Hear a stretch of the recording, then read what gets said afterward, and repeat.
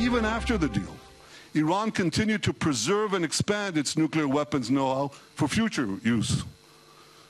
Why would a terrorist regime hide and meticulously catalog its secret nuclear files if not to use them at a later date? That was Israeli Prime Minister Benjamin Netanyahu this week making the case against the Iran nuclear deal, claiming that more than 100,000 documents seized by Israeli intelligence prove that the 2015 agreement was based on lies and that Tehran is secretly maintaining its nuclear weapons programs. Netanyahu's presentation Monday in Tel Aviv comes ahead of President Trump's expected decision next week on whether the U.S. will exit the accord. Cliff May is president of the Foundation for Defense of Democracies, and it's good to have you back here, Cliff. What did we learn from that presentation by the Prime Minister that we didn't know before? Well, some of us knew and some of us didn't, but it's very clear now that Iranian spokesman, not least Foreign Minister Javad Zarif, have been lying. They've been on numerous news programs on TV and elsewhere saying, look, we never had a nuclear weapons program. We don't want a nuclear weapons program. Some would say we had a, sometimes they claim there was a fatwa against it. And we're not planning a nuclear weapons program for the future. All that was simply untrue, and the Israelis have demonstrated. The Iranians have been lying to our faces and to the faces of the Europeans all this time. They have they had the plans ready to go. We also learned from this a lot. There's more to be revealed, and we haven't translated everything, about the people involved in the nuclear weapons program, the sites where this work was being conducted, and the equipment that was being used. This raises a lot of questions that the International Atomic Energy Agency really needs to pursue. They should say, well, we have to investigate and inspect these sites, which we haven't in the past. We need to interview these personalities who have been involved and see what they're up to now. And we have to know where this equipment is. Is it mothballed? Is it dismantled? Is it ready to be reinstalled? All this needs to be known. All right. So, but John Kerry and some of the architects of the nuclear deal said, look, you know, this is, we knew this or most of it. And that's why we needed to do the deal in the first place, because we knew Iran wanted to pursue nuclear weapons. That's why we need to contain it with the deal. What's your response to that? My response to that is John Kerry also said that what were called the PMDs, the possible military dimensions, would be revealed by the Iranian regime. They didn't.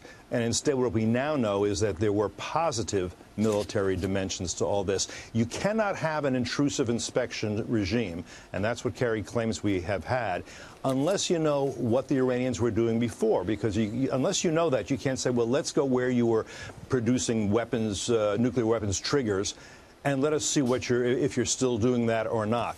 We have not been able to inspect any military sites, as though it were a crazy idea that military sites would be a place where military weapons would be produced. We can ask for it if we have separate intelligence. We have to wait 24 days so they can clean it up.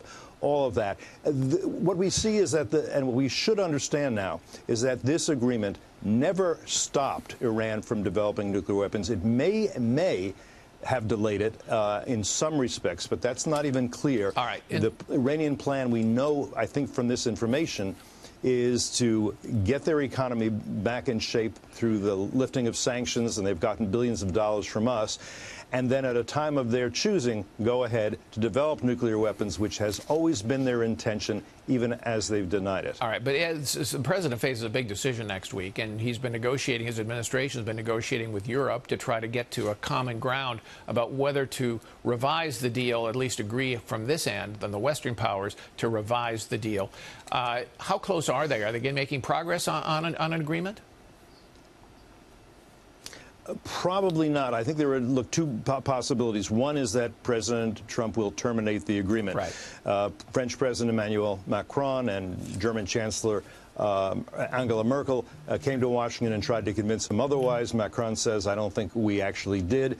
So he could terminate the agreement. But the other possibility is that he decides not to terminate for now, but to do a couple of things. One is to impose sanctions outside of the nuclear framework sanctions for terrorism, sanctions on the missile program, and these are missiles meant to carry nuclear weapons, by the way, sanctions on a bunch of things, sanction the Central Bank of Iran, sanction ICO, which is the Supreme Leader's big economic fund, and increase the pressure with the threat that the pressure will increase a lot more if the agreement is terminated.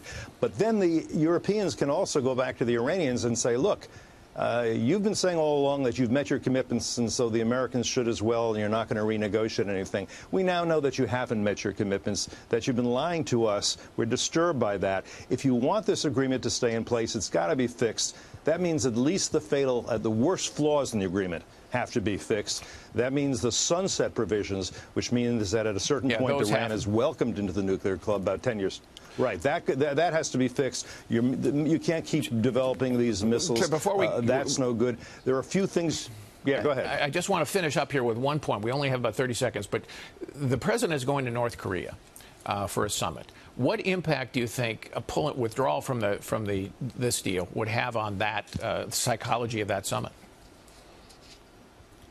Look, I think that the deal that Trump gives to the North Koreans and the deal that Trump gives to the Iranians has to be pretty much the same. And in both cases, he needs to say, you cannot have nuclear weapons and the means to deliver them. We will do whatever it takes to stop you.